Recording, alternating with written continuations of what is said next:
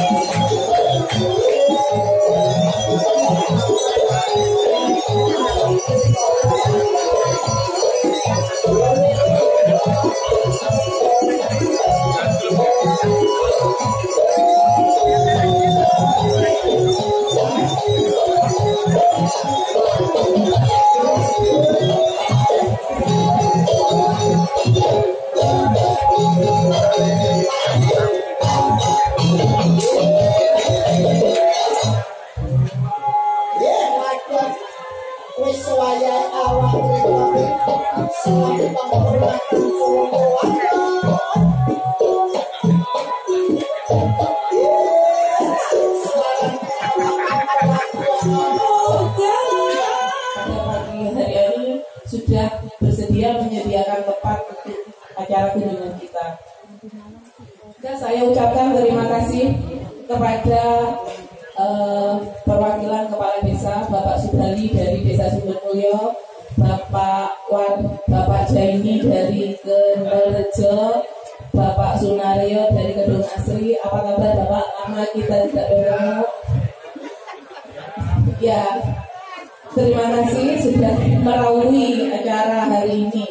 Padahal saya tahu mereka hari Minggu adalah hari keluarga yang biasanya tidak bisa tersompil untuk acara apa-apa, tapi berhubung Migran Care yang mengundang, tidak bisa tidak. Betul begitu Bapak? Terima kasih.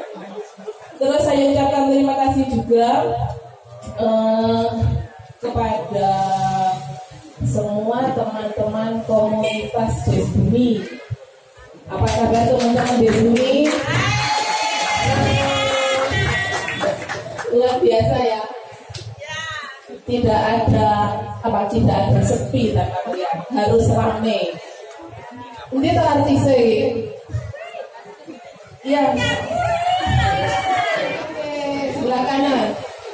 Dari Desa Kendalrejo, mana suaranya? Ramekan ya. Dari Desa Kedung Gebang. Ya, ramai teriak gitu. Dari Desa Kedung Limo. Ya, berarti ya. Terus dari Desa Sumbermulyo. Ramekan, oke. Dari Desa Pesanggaran. Nah, ini dari artisnya Pak. Jadi mereka sebetulnya adalah kumpulan artis-artis yang terkenal dengan desa.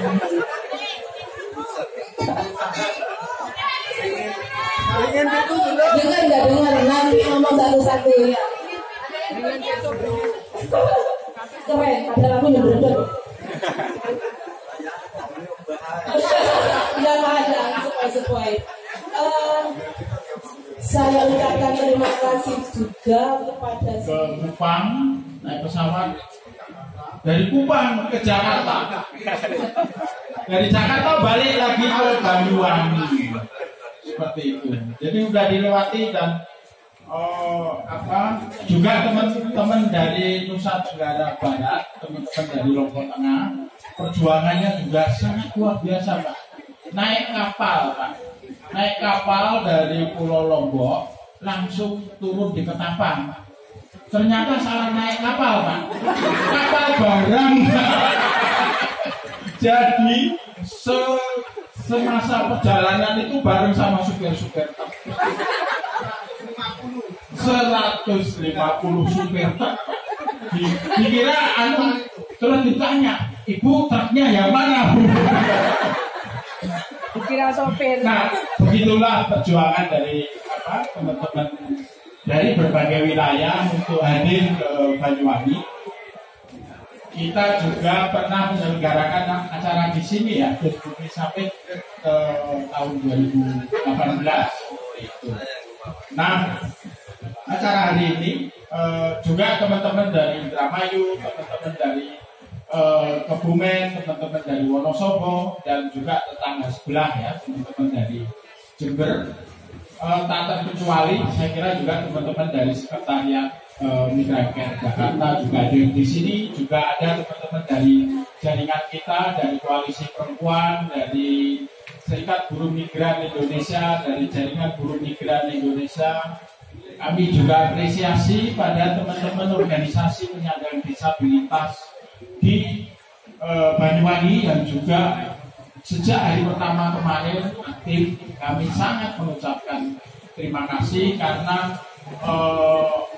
kita harus jalan bersama, kita harus bergandeng tangan untuk upaya kesejahteraan bagi pekerja migran dan juga kelompok-kelompok rentan yang lain. Nah, tentu juga pada teman-teman peserta People Caravan ya, saya tahu sudah capek dari Jakarta ke Cirebon, dari Cirebon ke Jogja, kemudian perjalanan dan nanti akan melanjutkan perjalanan ke Bali. Mengapa kami bertemu di sini? Jadi teman-teman anggota atau peserta People Caravan ini dari berbagai pulau, Pak. Jadi tidak hanya dari Jawa, ada dari Sumatera, ada dari Kalimantan, ada dari Sulawesi, ada dari kawasan Indonesia Timur juga. Mereka adalah pemuda-pemuda yang juga terpilih dalam proses bagaimana agar helatan besar G20 itu tidak hanya dipahami oleh para penggede-penggede, tetapi juga anak-anak muda, bahkan sampai pada tingkat desa. Karena beberapa hal yang terkait yang dibicarakan di dalam G20 itu sebenarnya hal-hal yang seharusnya diketahui oleh baik anak muda, juga baik teman-teman yang selama ini terlupakan. Teman-teman pekerja migran, teman-teman penyandang disabilitas, korban misalnya dari penggusuran, korban dari kerusakan lingkungan dan yang lain-lain. Kemudian juga akses pada kesehatan. Karena kita tahu tema dari G20 di Indonesia ini adalah recover together, recover stronger. Jadi kita akan pulih bersama, kita akan kuat, akan makin kuat ya kalau kita recover, dan itu tidak ada artinya kalau yang membicarakan hanya para penggede-penggede di sana seperti itu. Kita hadir di sini agar teman-teman peserta karavan C20 itu bisa berinteraksi langsung, bisa melihat suasana langsung ya, daerah-daerah di mana kantong-kantong pekerja migran itu berasal. Nah, dipilih Banyuwangi karena waktu penyelenggaraan C20 Summit itu tinggal 2 hari lagi, Pak. Jadi agar secara geografis itu dekat, kemudian kita pilih Banyuwangi agar kemudian tinggal nyebrang kan, kita ke Ketapang dari sini cuma 1,5 jam, dari Ketapang ke Gilimanuk 1 jam, kemudian ke lokasi C20 sampai dia sekitar 3-4 jam. Jadi sembari kemudian juga melihat nanti situasi-situasi di sepanjang perjalanan ini.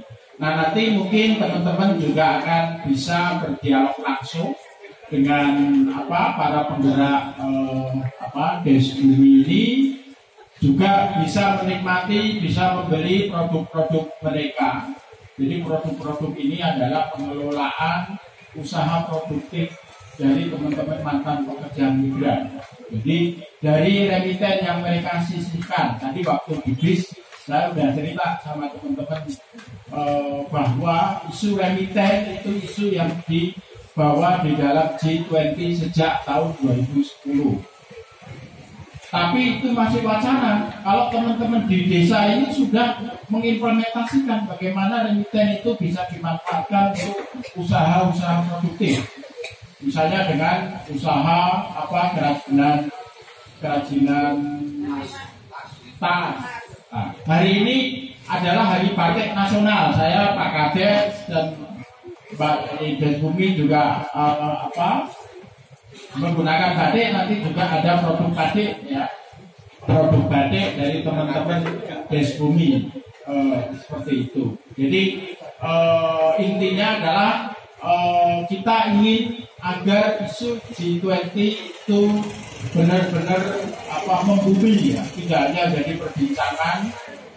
Bapak Ibu tidak hanya bisa melihat di televisi, tapi kita nanti bisa berdialog langsung, dan aspirasi ini juga akan disampaikan nanti oleh teman-teman. Rencananya teman-teman teman-teman muda ini akan menyampaikan hasil observasi mereka di dalam C20 Summit kepada presidensi G20 Indonesia. Insya Allah kita berharap Pak Jokowi bisa menerima mereka baik langsung maupun mungkin nanti melalui delegasi dari presidensi G20, dan kita berharap juga bahwa isu ini harus terus diperjuangkan, isu tentang perlindungan pekerja migran, isu tentang lingkungan, isu tentang disabilitas, dan isu tentang kelompok-kelompok marginal yang lain. Saya kira itu beberapa hal yang bisa saya sampaikan terkait dengan kegiatan ini. Sekali lagi saya mengucapkan terima kasih pada semua pihak yang memungkinkan acara ini terselenggara dengan lancar. Sekali lagi saya mengucapkan terima kasih. Assalamualaikum warahmatullahi wabarakatuh. Salam sejahtera untuk kita semua. Saya kembalikan ke Mbak Ulu. Sulawesi Selatan. Jadi lokasi saya itu berada 5 jam dari Makassar. Jadi itu nama keluarga Bu. Gak salah. Saya gak ada hubungan sama Ibu Indah. Oke, seperti tadi yang disampaikan sama Pak Abu juga dari Ibu juga, bahwa kami ini adalah perwakilan dari berbagai pulau di Indonesia, jadi ada representatif. Saya sendiri dari Sulawesi, ada juga nih dari Sumatera, terus ada juga dari Jawa, Kalimantan, Papua, NTB juga ada gitu. Jadi kami di sini datang dari anak muda dari seluruh Indonesia ini datang untuk melihat nih permasalahan yang hadir di warga di masyarakat. Jadi kita melakukan perjalanan dari Jakarta, terus ke Jakarta ke Cirebon. Di Cirebon kami melihat sendiri bahwa ada isu tentang taxation atau perpajakan gitu ya. Bagaimana ternyata Indonesia masih memberikan investasi kepada bank-bank internasional untuk menginvestasikan uangnya untuk produk-produk kotor atau energi kotor seperti PLTU. Di sana PLTU ini kita lihat gimana PLTU ini ternyata berdampak untuk masyarakat gitu. Terus yang kedua, kami juga berdiskusi sama teman-teman wali di sana tentang bagaimana PLTU ini ke depannya gitu. Terus setelah itu kami ke Jogja juga. Di Jogja juga kita ketemu banyak masyarakat juga di sana bersama teman-teman Ohana. Jadi di sana kita melihat pembuatan kursi roda gitu ya. Apa sebenarnya isu yang diangkat dari sana juga ya. Di sana kita melihat ternyata masih sangat minim masih sangat minim tentang bagaimana sebuah properti ataupun alat untuk teman-teman disabilitas untuk diubah atau distribusikan di seluruh Indonesia. Terus juga ada tentang kesetaraan gender antara laki-laki dan perempuan dan disabilitas juga di Jogja kayak gitu. Terus kita juga akan sempat kemarin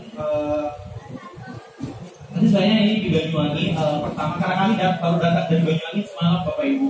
Jadi kami berangkat dari Jogja itu pukul 12 siang atau 10 siang terus sampai di sini juga pukul 12 malam gitu. Jadi kita melakukan perjalanan kurang lebih 12 jam. Tapi luar biasa sekali, senang sekali karena kami melihat bagaimana masyarakat desa pun punya antusias sangat luar biasa gitu ya. Gitu dari juga kemarin di Jogja ada salah satu desa yang punya percontohan bagaimana inovasi di bidang kesehatan dan luar biasa sekali juga di desa ini sangat melihat kekeluargaan itu yang luar biasa sekali gitu. Jadi kita tepuk tangan untuk kita semua dulu. Jadi saya bangga karena jujur saja saya orang kota, jadi untuk masuk di desa itu punya kebahagiaan tersendiri. Tadi lihat lumbung, kapan saya terakhir lihat lumbung? Gak pernah gitu ya. Dan ini luar biasa sekali. Jadi berarti di sini masih meningkat kekeluargaan yang sangat luar biasa dan adanya produk-produk yang masih dipertahankan di saat ini. Jadi mungkin Bapak Ibu bertanya C20 ini apa ya? C20 ini, C20 itu adalah singkatan yaitu sipil atau masyarakat ya. Gitu ya. Jadi C20 sendiri merupakan bagian dari kelompok keterlibatan. Jadi biasa kami sebutnya engagement group. Kelompok keterlibatan ini dibentuk dari G20 gitu ya. Jadi G20 yang besar-besar ini Bapak Ibu yang kita lihat logonya besar sekali adalah induk gitu ya. Jadi G20 itu punya beberapa kelompok keterlibatan, ada C20, B20 dan masih banyak lagi gitu ya. Nah, C20 ini kami sebagai melibatkan nih masyarakat sipil dan organisasi-organisasi masyarakat yang dapat mengangkat permasalahan masyarakat di akar rumput gitu. Jadi apa yang kami lihat di masyarakat di desa-desa itu kami akan teruskan gitu ya ke C20 Summit nanti di Bali. Bentuknya adalah rekomendasi gitu ya. Jadi rekomendasi ini yang akan kami berikan untuk diperlihatkan bahwa yang dirasakan masyarakat itu seperti ini gitu. Karena kami percaya bahwa untuk melihat permasalahan yang ada di masyarakat itu adalah kita harus mendatangi sendiri gitu. Kalau misalkan informasinya dari kanan telinga aja mendengarkan mungkin tidak reality ya, gitu ya, tidak real gitu. Ketika kami datang langsung, kami merasakan bahwa memang ini sangat perlu untuk dibahas gitu. Jadi kami datang di sini sebagai saya sendiri perwakilan dari Working Group Sustainable Development Goals atau dan humanitarian bersama Pak Wahyu juga dan teman-teman yang lain akan merekomendasikan nih apa yang terjadi sebenarnya untuk teman-teman yang sudah melibatkan di Grand Care gitu ya, seperti itu. Terus kami juga ada 7 working group atau 7 kelompok kerja ya. Yang pertama itu adalah education, digitalisasi dan civic space. Jadi kita akan membahas di sana permasalahan tentang bagaimana pendidikan di Indonesia dan tingkat digitalisasinya. Terus ada juga nih anti corruption itu yang pasti kita tahu semua ya, bagaimana kita membuat ekosistem yang integritas gitu ya di beberapa tempat gitu. Enggak hanya di sekolah tapi juga di lingkungan keluarga itu dimulai dari lingkungan keluarga itu. Terus ada environment, climate justice atau energy transition atau disebut tentang apa ya, tentang lingkungan, terus tentang ini panas banget. Ini bukan suatu kebetulan, ini adalah bentuk perubahan iklim yang terjadi mungkin dari pabrik, terus kendaraan bermotor gitu ya. Jadi kami akan merekomendasikan itu juga ke G20 presidensi gitu. Terus kemarin juga kita ada teman-teman disabilitas menjadi kelompok rentan ya, biar teman-teman disabilitas untuk mendapatkan akses gitu ya. Terus ada taxation atau sustainable finance, ini adalah perpajakan Bapak Ibu. Jadi kami juga mengatur bagaimana nih Indonesia tuh enggak saya tadi bilang tentang PLTU ini gitu ya. PLTU itu Bank Internasional menginvestasikan uangnya untuk energi kotor. Energi kotor apa adalah energi yang sifatnya memang untuk membuat berdampak ke masyarakat juga atau lingkungan gitu, seperti PLTU ini gitu. Terus ada juga nih vaksin akses atau global health. Jadi gimana kita berikan pelayanan kesehatan untuk masyarakat itu untuk kelompok rentan, gak hanya untuk kita juga tapi untuk warga-warga atau masyarakat yang ada di desa-desa. Terus mereka juga yang teman-teman transgender, terus teman-teman yang rentan atau yang sudah tua juga gitu ya, menyetarakan layanan kesehatan untuk semua orang lah pokoknya gitu. terkait Desbumi, saya cerita apa yang saya alami selama saya menjadi perangkat desa. Karena awalnya saya itu perangkat desa, kepala dusun wilayah dusun Rinasri yang bertepatan di Pendopo Balai Desa ini mulai tahun 2000. Tahun 2019 ikut serentak pemilihan kepala desa. Alhamdulillah ini sampai hari ini masih diberi kekuatan dan kesehatan sehingga bisa berdiri di depan dengan. Ngapunten Pak Wahyu nun sewu nggih. Boyokno kuat. Nggih. Jadi apa yang saya ketahui nanti biar dilengkapi kepala dusun saya Pak Widiantoro dulu juga menjadi staf migran care di bawah pimpinan Pak Edi Sujiman ini dari Gedung Gebang, sekarang menjabat kepala dusun Bayarejo. Bagaimana Pak Widinya tadi? Begini Pak, oh itu senengannya bernaung di bawah pohon sagu ya Pak. Jadi yang saya ketahui langsung saja karena ini waktunya sudah siang, dengan adanya Desbumi Migran Care yang berada di desa kami ini ada 2 kelompok UMKM yang sudah berjalan. Ada produknya itu susu kedelai, monggo dinikmati bagi yang sudah mantap ya. Bener, mantap bener. Oh iya, kalau habis berarti ya harus bener ini. Kata jauh. Dan satunya ini juga dari Dusun Bayarejo UMKM Anyaman Tas itu. Tas itu sangat berguna bagi masyarakat. Karena apa? Untuk wadah bahan-bahan sembako ini istilahnya kalau dapat undangan koleman bahasa itu becek. Mama aja di situ luar biasa. Tepuk tangan untuk UMKM di kami ini. Terima kasih. Dan di sini saya selama pengalaman saya mulai berangkat di kepala dusun Pak, saya selalu terlibat di Migran khususnya di Sawit itu. Dampingannya ini juga pernah menangani kasus terutama adalah DKI yang keluar. Kasusnya mau macam-macam Bu. Boleh dari perangkat itu lah belum sabar, kira-kira ngapain belum sakit. Gimana Kades? Kesabaran itulah ketabahan yang harus kita jalankan. Wadahnya namanya tempat sampah. Namanya tempat sampah itu kan bermacam-macam sampah. Ini luar biasa ya. Jadi bapak-bapak yang menjadi kepala desa, saya berpesan kepada diri saya sendiri kalian dengan sing sabar mawon. Jadi saya juga pernah menangani kasus karena kasusnya itu pada waktu itu TKI warga saya di wilayah Dusun Rinasri, tepatnya di RT 19. Ini kasusnya itu setelah sana ini melarikan diri. Ini yang menjadi kerebatan juga tanpa dibantu oleh terutama adalah dari Migran Care. Tahu saya Migran Care gitu saja yang ngurusi golongan TKI yang bermasalah ini. Alhamdulillah ini sudah selesai.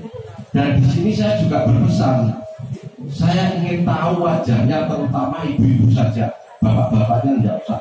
Yang pernah keluar negeri menjadi TKI kami mohon untuk berdiri. Sudah, hanya ini saja. Masih ada lagi enggak? Saya mau silakan duduk kembali. Saya hanya bertanya sesuai dengan fakta lapangan. Kalau saya teori itu saya ambil hanya 25%. Tapi fakta lapangan yang saya cari. Ini selama ini untuk keluarga, untuk berkeluarga masih harmonis gitu. Alhamdulillah. Karena apa? Kasus di Banyuwangi itu perceraian itu paling besar atau paling tinggi, Pak. Rata-rata ini adalah dari nopo. Waduh, kok betul nyauri? Ini fakta lapangan. Saya berbicara fakta lapangan yang saya amati langsung ada pengaduan kepada kami, yaitu masyarakat kami. Saya tidak menunjukkan masyarakat desa lain.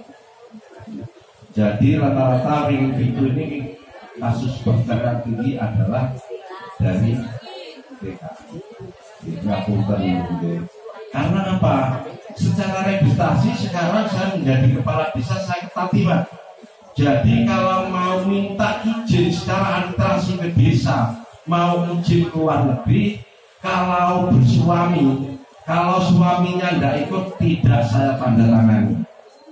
Ini karena ada kaitannya dengan ahli waris juga. Dan yang saya hati-hati kalau saya struktur nanda tangan itu nanti bisa kepala desa dituntut kan gitu Pak dengan suaminya. Dan untuk yang terakhir sedikit saja ini terkait dengan perceraian tadi sudah saya sampaikan. Kami mohon maaf Pak, nanti bapak-bapak yang di depan terutama di luar Pak, ini terkait dengan aturan perceraian, terutama adalah TKI yang masih berada di luar negeri. Ini luar biasa kasus ini. Jadi istri di luar negeri mengajukan cerai lewat pengacara setahu saya. Suami dipanggil 3 kali tidak hadir, langsung diputuskan. Inilah. Dan di situ tidak mempertimbangkan selama semasa masih hidupnya. Nanti kalau perceraian itu sudah di pengadilan didol Pak, sing mumet niku kepala desa malih, mesti muncul masalah harta gono gini di situ. Situ niku makanya panjang. Jadi hanya setelah itu saja, sementara nanti dia disampaikan oleh bapak-bapak ibu-ibu yang di depan selaku yang sudah mendalami masalah terkait dengan lembaga ini. Dan kami kiranya kurang lebihnya mohon maaf. Saya akhiri. Assalamualaikum warahmatullahi wabarakatuh. Langsung saja Mukhotibah ikut yang depan, penghormatan juga ikut yang depan. Apa yang sudah disampaikan Bapak Kepala Desa itu memang benar adanya.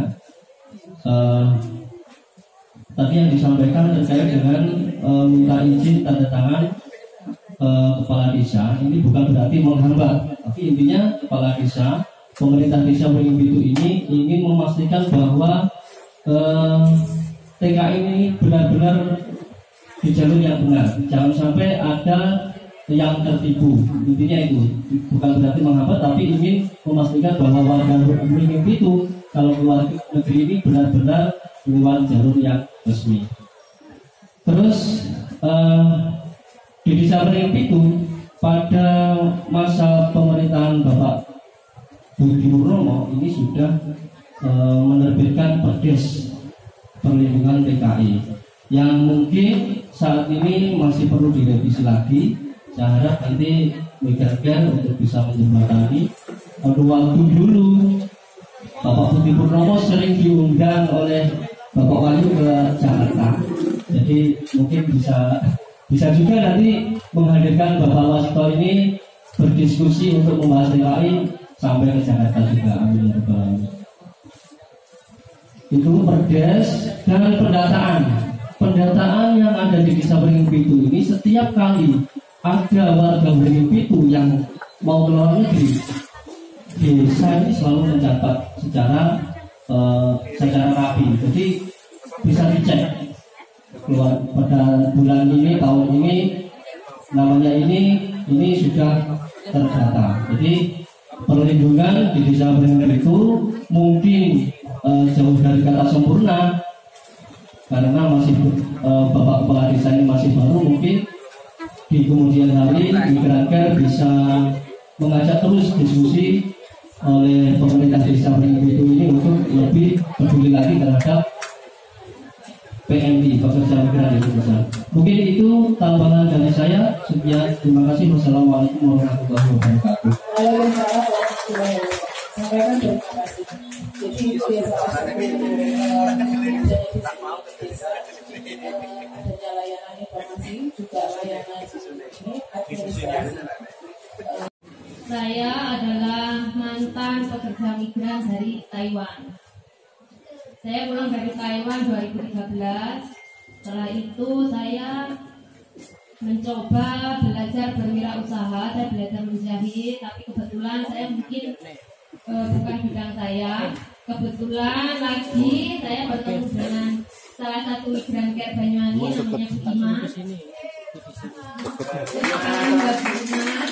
Saya ditawari untuk bergabung dengan migran care waktu itu 2015 ya Bu kalau tidak salah. Saya awal bergabung,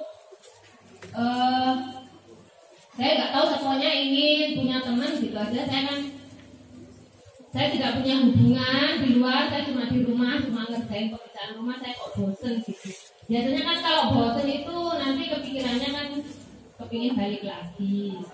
Nah, yang saya mau ceritakan di sini adalah cerita yang baik-baiknya saja ya. Saya tidak ingin cerita yang negatifnya TKI gitu ya. Kebetulan saya berangkat itu, saya dengan keluarga saya baik-baik, saya pulang juga baik-baik. Alhamdulillah sampai sekarang ya semakin baik, mengembang, badannya juga mengembang. Dulu saya kurus, sekarang jadi mengembang. Saya awal bergabung 2015 itu saya belum punya keahlian, saya belum kepikiran untuk buka usaha. Kebetulan sekarang ini saya punya usaha di rumah. Usaha saya itu berkembangnya pas musim pandemi. Jadi saya usaha itu es cincang hijau, jualan es itu online. Terus saya pikir saya bisa membantu perekonomian keluarga ya. Kebetulan lagi nih. Kan suami saya itu adalah guru SD.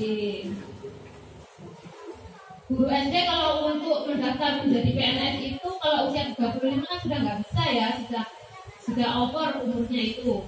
Nah, kan kita mikir kalau mau berhenti dari guru honorer, kita mau usaha apa mikir. Terus kita buka lapak di pinggir jalan raya gitu. Mungkin itu jalan saya juga, saya nggak tahu. Usaha di situ terus berkembang, waktu itu agak viral, pada masa itu viral usaha saya namanya Daluman Kesanggaran. Saya memberi nama usaha saya itu Daluman Kesanggaran. Dari situ berkembang, ada yang minta dibuatkan nasi bungkus untuk sedekah Jumat, ditaruh di panti asuhan, di masjid, begitu. Selanjutnya lagi ada yang minta dibuatkan nasi kotak, berkembang jadi tumpeng. Terus ada yang minta ikan bakar. Padahal dulu saya itu nggak bisa, saya pokoknya iya saja gitu. Minta ayam bakar iya, ikan bakar iya. Sekarang ini kebetulan yang belum sukses sebenarnya, saya untuk disuruh duduk di sini sebenarnya mungkin kurang. Ada yang lebih sukses dari saya begitu, tapi mungkin cerita saya sedikit menginspirasi untuk teman-teman yang pulang dari merantau untuk jangan banyak berpikir gitu. Kalau mau niatnya usaha, bilangnya apa, jalannya jalan sok tancap gas gitu. Nanti ketemu sendiri, berjalan itu nanti dicari orang lain, istilahnya begitu. Jadi sekarang ini saya kesibukannya hari itu ya nasi kotak, ya nasi tumpeng. Kalau orang Jawa itu untuk tradisi orang Jawa daerah saya itu kan melahirkan itu namanya ada brokoan, itu pakai among-among itu nasi ditaruh di katakanlah dekat gitu ya. Itu kan orang sekarang itu kan nggak mau ribet. Kebetulan di daerah saya itu kan ada pertambangan namanya Tumpak itu loh, perusahaan emas. Nah dari situ kan banyak pendatang hidupnya di perumahan gitu. Nah mereka kan nggak mau ribet. Mereka kan kalau syukuran apa itu kan nggak, misal yang gampang-gampang aja kan tinggal pesen gitu. Nah awal-awalnya ya gitu, kita servisnya itu adalah mengantar dengan gratis ongkir. Kalau sekarang di daerah saya itu sudah banyak jasa semacam Gojek. Jadi gampang lah kalau mau misalnya mau pesan apa-apa, rumahnya agak jauh dan agak pelosok, kita bisa pakai jasa itu. Nah, terima kasihnya lagi kepada Migran Care. Dari awal saya bergabung itu saya jadi semacam terinspirasi gitu Pak. Jadi semacam terbuka gitu loh otaknya